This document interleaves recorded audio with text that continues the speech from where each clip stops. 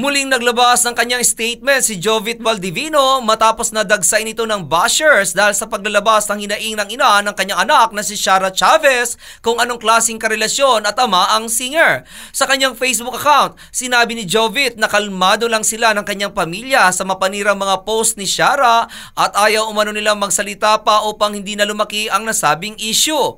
Idinagdag pa nito na bagamat kasiraan sa kanya ang post ng kanyang dating ka-live-in ay nakatayo pa rin siya at paninindigan umano niya na wala siyang ginawang masama. Inamin din ng singer na nagkamali siya, ngunit minsan lang umano iyon at nagsisi na siya at pinilit niyang ibangon ang kanyang sarili sa lahat ng bagay na nagkulang siya dahil hindi naman umano siya masamang tao at alam umano ng karamihan na hindi siya masama.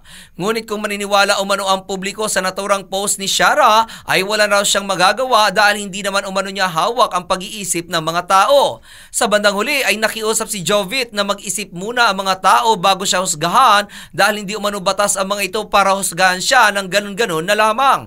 Una rito, ibinulgar ni Shara sa kanyang Facebook account ang pagiging responsabling ama umano ni Jovit sa kanilang anak at ang pagkagumo nito sa sabong dahilan upang hindi ito makapagbigay man lang sa kanila ng sustento at siya pa umano ang laging inuutangan nito. Samantala, lagi naman kami bukas sa anumang paliwanag na magkabilang panig. At yan aking balita, ako naman si RH43 Rocky, ang inyong kaliga sa mundo ng showbiz. Showbiz for more, like and share this page for more.